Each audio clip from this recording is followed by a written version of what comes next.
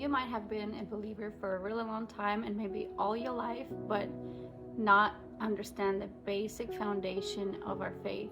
And how do I know that? Because I've been there, and I know a lot of Christians who are in that place. It's so simple that it's hard for our minds to understand. That's why we need a Spirit of God to help us to understand with our heart, not just our mind, because it's the concept of God's grace. And the way God's grace works, I'll give you an example with my dating season with my husband now. But God's grace it doesn't excuse your behaviors and your sin and the way you live. God's grace is the supernatural power that He gives to transform from the inside, and then your habits and your behavior change. God's mercy is the one that forgives the sin. For example, in Proverbs 28 verse 13, it says, if you cover up your sin, you'll never do well. But if you confess your sin and forsake them, you will receive mercy. So that's mercy. And God's grace is the supernatural power. And the way God's grace works, I'll give you an example with my dating season with my husband now. But before I do that, if this video is helping you, make sure you like, comment, let me know what you think, and I'll be happy to connect. The story with my husband, and it's a perfect example of what God's grace does and how it looks in our life. So me and my husband met after we both lived in the world for a while, and in the past we've been in ungodly, sexually immoral relationships. Like, our own human would not be able to not cross the line.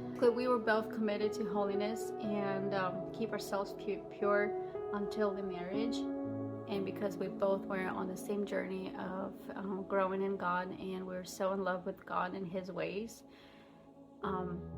that personal knowledge of Him and the desire to please Him with our life and with our dating life too, He gave us the power where we did not have a desire to cross the boundaries of physical intimacy until our marriage. Our first kiss was on our marriage when we got married, and we're so grateful for that to God, because we know that because of where we come from, the past and our mistakes, we would not be able to do that on our own.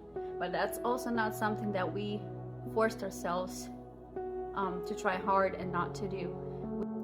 It's the power of grace that opened our eyes to see the value and the worth that we have and our bodies have in God's eyes, how to value ourselves, how to value our bodies, and keep ourselves only for that one person that God designed us to be with. Before growing up in church and religion, I was taught, not to have sex, but because it was so rooted in shame and guilt, and there was no revelation and no explanation of the God's heart and real relationship with Him, it was basically impossible not to fall, which eventually happened with me. And it was a constant torment of mind and heart of your flesh, your mind wants to do this, but it's wrong, because if you do this, God will be angry with you, and it's sin, and it'll be the end of your sexual purity. But that's not what happens. God redeems, God restores, and God's grace empowers us to truly change from the inside and see our worth in Him. And that results in choosing the partner that will see the same worth in you, and you'll see the worth in them the way God sees them, the way God sees you.